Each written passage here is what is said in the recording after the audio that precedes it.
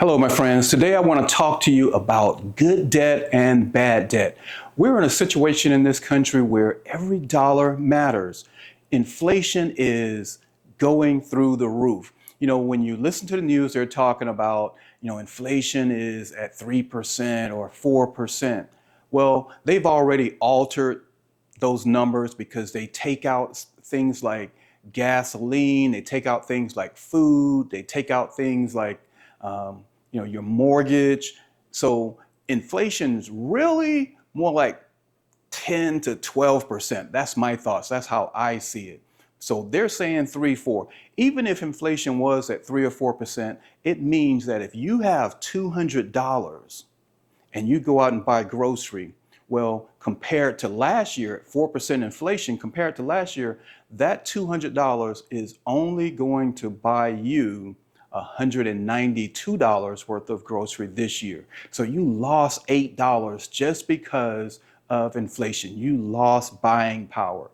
And trust me, I believe that inflation is probably more like 10 or 12. So you're actually, $180 worth of value when you go to the grocery store. So what we want to do is look at how we spend our money. We want to be prepared for what's coming. We hope that negative things financially don't come, but if it does, I want you and I to be prepared. So bad debt versus good debt. What are some of the bad things or bad debt that you can accumulate? A car payment. If you don't need a car, don't buy a car. Put some time and invest some service into that car, and let's see where this thing is going to go financially. Compared to that, good debt might be a real estate investment. So you can invest in real estate, which is going to grow in value. It's going to be worth more 2 years, 3 years, 4 years down the road, worth more. If you sell that same real estate, you're going to actually make money versus that car, you're going to lose money. So bad debt would be a car. Good debt would be a piece of real estate. What's another idea? Such as, let's say, clothing. Clothing would be bad debt, whereas investing in, a good stock, the S&P might be something that's going to grow in value. So bad debt, clothing, increasing your wardrobe. Good debt, stock market. Another bad debt, travel. I know we want to live, but if you want to postpone traveling, you might put money into traveling, or you take that same money and put it into some type of commodities. May it be gold or silver, whatever the case may be. 2 years down the road, those commodities are going to be worth more versus that travel, that trip. Well, that money is just gone forever. All right. So good debt versus bad debt. Let me give you an example of how good debt can change your life. It can change your situation. Let's say you took $1,000 and you invested it in the stock market.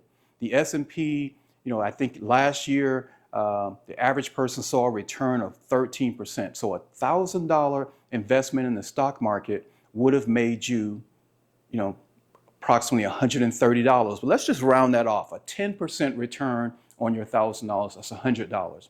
Okay, let's say you bought a home, a $300 investment property, a rental property. We're not going to even get into the money that you could make on that property on rental, that every month collecting that rent. Let's just talk about the appreciation, the value of that home. Well, let's use a $300,000 house, for example. Now, you don't actually need $300,000 to buy that house. If you can go FHA, you can get that house for as little as $9,000, $10,000 down. That's a 3% down payment.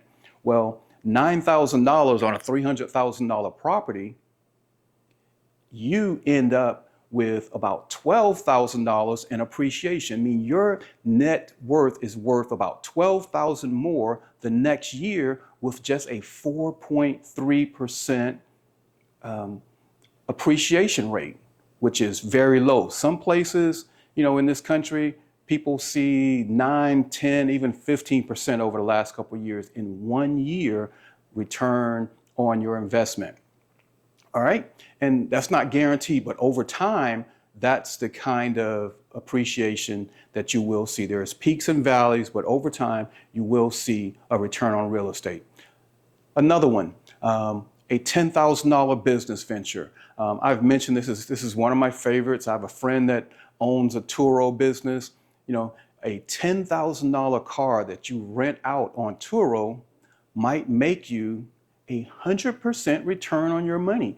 $10,000 and you're renting that car out 20 to 25 days per month at around $50 a day can turn you $10,000 of income in just 1 year. So that $10,000 investment can earn you another $10,000. Now, last example, $1,000 silver investment. You buy $1,000 worth of silver.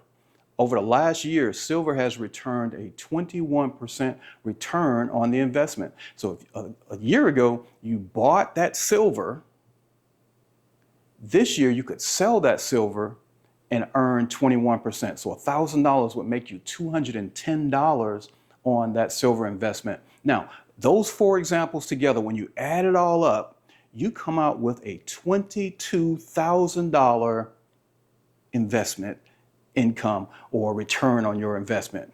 $22,000 because you put your money into some positive things rather than or appreciating items. That was a simple and easy example that almost anyone can do. It requires that, your credit as far as the house is concerned. It might require you to, just watch your money, don't spend it on crazy things. But this is what we need to do. This is how we need to live and what we need to do to deal with the times that I believe is coming. All right. I appreciate you.